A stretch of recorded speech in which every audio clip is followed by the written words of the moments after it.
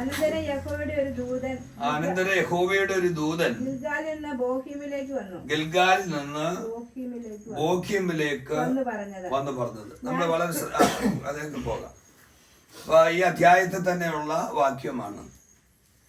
യഹോവയുടെ ദൂതൻ വേദപുസ്തക പഠിതാക്കൾക്ക് നന്നായിട്ട് അറിയാം. യഹോവയുടെ ദൂതൻ എന്ന് പറയുന്നത് കർത്താവായ യേശുക്രിസ്തുവിനെ കുറിച്ചാണ്.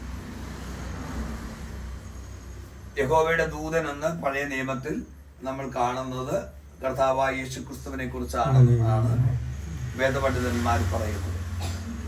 അപ്പോ യഹോവയുടെ ദൂതൻ എവിടെ വന്നു?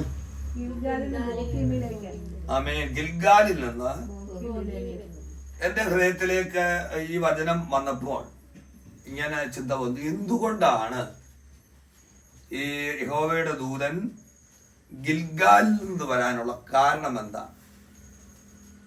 ഇതവർക്ക് ഒരു മാനസാന്തര ദൂതാണ് നൽകുന്നത്.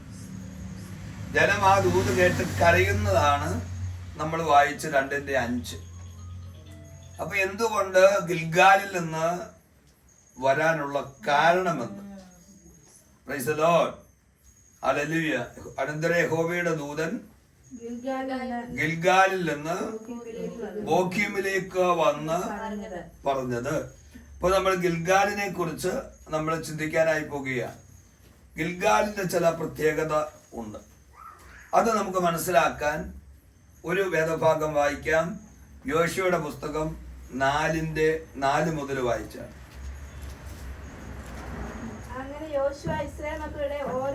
അങ്ങനെ യോശുവ ഇസ്രായേൽ മക്കളുടെ ഓരോ ഗോത്രത്തിൽ നിന്ന്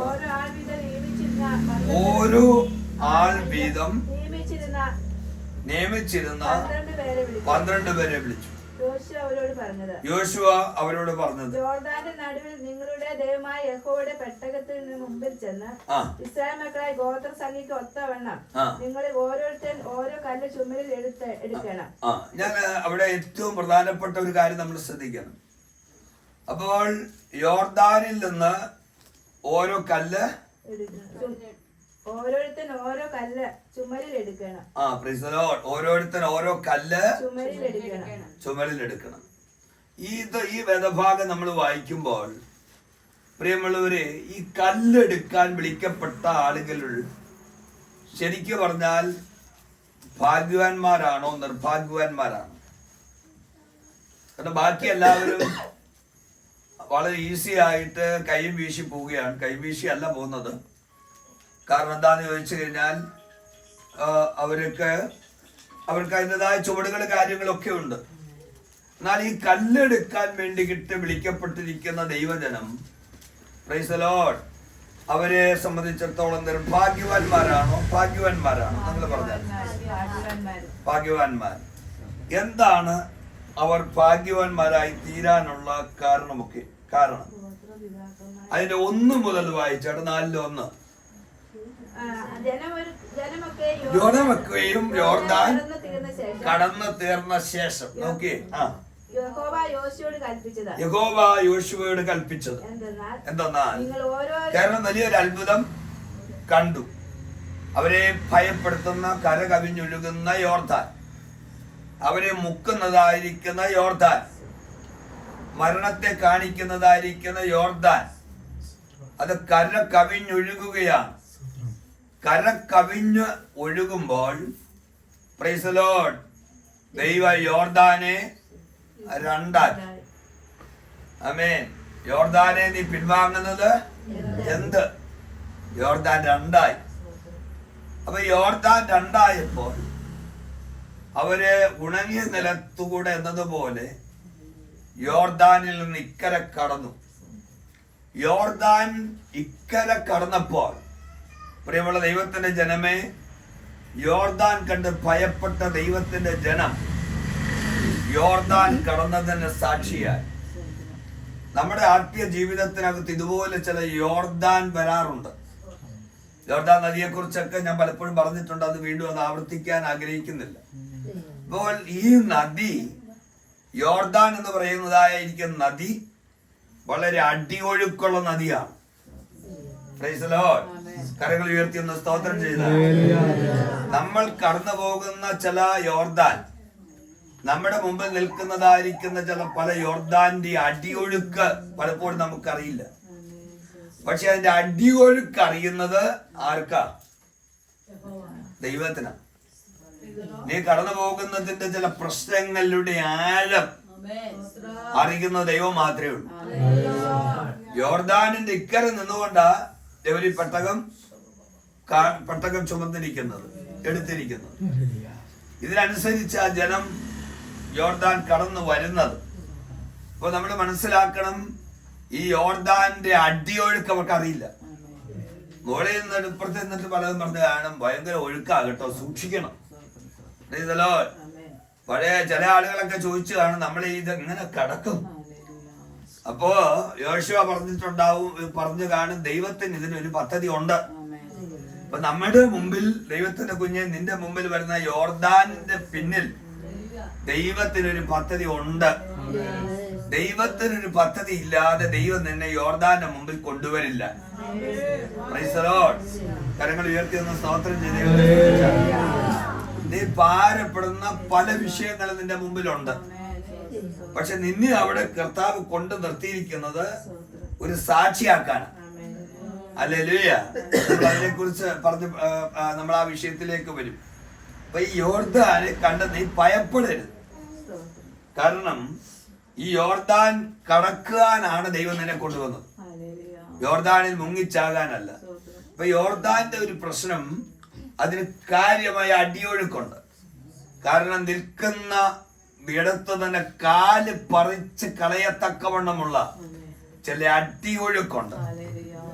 ആത്മജീവിതത്തിനകത്ത് പ്രിയപ്പെട്ട കുഞ്ഞെ, നീ ഇതുവരെ വന്നത് നിന്റെ നിലനിൽപ്പിനെ ചോദ്യം ചെയ്യുന്ന ചില അടിയൊഴുക്കുകളെ അതിജീവിച്ചാണ് നീ ഇതിനകത്ത് യോർദാൻ കടന്ന് ദൈവത്തിന് വേണ്ടി നിൽക്കുന്നത്. കരങ്ങളൊന്ന് ഉയർത്തി ദൈവത്തിന് സ്തോത്രം ചെയ്ത് കരങ്ങൾ അടിച്ച് ദൈവത്തെ ഒന്ന് മഹത്വപ്പെടുത്തിയാണ്.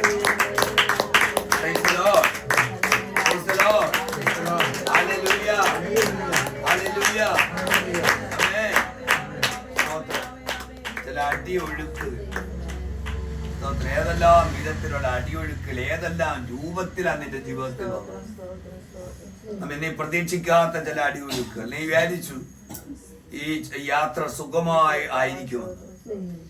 പക്ഷേ മുമ്പിൽ വലിയ അടിയൊഴുക്കുകളുള്ള ചില വിഷയങ്ങൾ ഉണ്ടായിരുന്നു. നിന്റെ ആത്മീയ ജീവിതത്തിന്റെ നിലനിൽപ്പ് അപകടകരമാക്കുന്നതിൽ ആമേൻ കാൽപാദം പറിച്ചു കളഞ്ഞു. നിന്റെ ആത്മീയ ജീവിതത്തിന്റെ മാത്രമല്ല ഭൗതിക ജീവിതത്തിന്റെ നിയന്ത്രണം നഷ്ടപ്പെട്ട് നീ ഒരു മൃതശരീരമായി യോർദാനിൽ മൂന്നാമത്തെ ദിവസം പൊങ്ങി. നിന്റെ ബോഡി കണ്ടിട്ട് തകർന്നു പോയി. ഈ യോർദാനിൽ മുങ്ങി മരിച്ചു. ബോഡി ഇന്നടുത്ത് പൊങ്ങി എന്ന് പറയത്തക്കവണ്ണമുള്ള ചില സാഹചര്യങ്ങൾ നിന്റെ ജീവിത അനുഭവത്തിൽ വന്നപ്പോൾ ദൈവം നിന്നെ ഇന്ന് ജീവനോടെ നിർത്തിയിരിക്കുകയാണ്. നീ അനേകർക്ക് സാക്ഷിയായിട്ട് നിൽക്കാനാണ്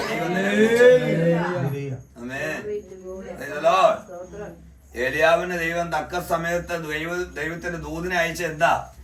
ദൈവത്തിന് വേണ്ടി ശക്തനായിട്ട് നിന്ന ഏലിയാവ് മരുഭൂമിയിൽ മരിച്ചു കിടന്നു, ചൂരച്ചെടിയുടെ കീഴിൽ മരിച്ചു കിടന്നു. ഏലിയാവിന്റെ ശരീരം കാക്കകൾ കൊത്തിപ്പറിച്ചു. ഒരിക്കൽ കാക്കയാൽ അപ്പം തിന്നവനാ. കാക്കയാൽ അപ്പം ഇറച്ചിയും തിന്നവനാ. കാക്ക ആർക്കും ഒരു സാധനം, കാക്കകളെ വിളിച്ചു വരുത്തും. അതാ ഈ കാക്കകളുടെ ഒരു വലിയൊരു പ്രത്യേകത. കാക്കകള് എന്തെങ്കിലും കിട്ടിയാൽ സ്വന്തമായിട്ട് തിന്നില്ല, എല്ലാവരെയും വിളിച്ച് കൂട്ടും. Praise the Lord. ആമേൻ. അല്ലാതെ കാക്ക കിട്ടിയെല്ലാം തിന്നിട്ട് എല്ലാവരെയും വിളിച്ചിട്ട് സ്തോത്രം പറഞ്ഞ് ഇതുപോലെ ദൈവം എനിക്ക് തന്നു, ഞാൻ തിന്നു, എല്ലാവർക്കും സ്തോത്രം പറയാതെ പറഞ്ഞിട്ട് കാക്ക എല്ലാരെയും കൊണ്ട് സ്തോത്രം പറയിപ്പിക്കുകയല്ല. കാക്കയ്ക്ക് എന്തെങ്കിലും കിട്ടിയാൽ, കാക്ക ചെറിയ സാധനം കിട്ടിയാൽ എല്ലാവരും വിളിച്ചു കൂട്ടിയിട്ട്, അത് നല്ല ബുദ്ധിയുള്ളതാണ്, മനുഷ്യനോട് ശരിക്കും ഇണങ്ങുന്നതാണ് കാക്ക. ആമേൻ. അപ്പൊ അങ്ങനെയുള്ള ഈ കാക്ക അവസാനം ഏലിയാവിന്റെ ശവശരീരം ഭക്ഷിക്കാൻ ദൈവം സമ്മതിച്ചില്ല. കാരണം ഇസബേൽ അവിടെ നിന്ന് നാളെ കേൾക്കരുത്, എന്നെ വെല്ലുവിളിച്ച ഏലിയാവിന്റെ ശവശരീരം കഴുകന്മാർ കൊത്തിത്തുന്ന് എന്നെ വെല്ലുവിളിച്ചിട്ട് എന്തായി എന്ന് നാളെ ഇസബേലിന്റെ വായിൽ നിന്ന് കേൾക്കാതിരിക്കത്തക്കവണ്ണം സ്വർഗത്തിലെ ദൂതനെ വിട്ട് ദൈവം ഏലിയാവിനെ സംരക്ഷിച്ചെങ്കിൽ, വിശ്വാസത്തിന് വേണ്ടി ഇറങ്ങിത്തിരിച്ച ദൈവത്തിന്റെ പൈതലേ, നീ യോർദാൻ ആണെങ്കിലും, നീ മരുഭൂമിയാണെങ്കിലും, നീ കെരീത്താണെങ്കിലും, നീ സാറഫാത്താണെങ്കിലും, നിന്നെ രക്ഷിക്കത്തക്കവണ്ണം സംരക്ഷിക്കത്തക്കവണ്ണം ദൈവം ശക്തനാണെന്ന് ഇന്ന് പകൽക്കാല രാത്രി നീ വിശ്വാസത്തോടെ കണ്ട് ദൈവത്തെ സ്തുതിച്ചാണ്.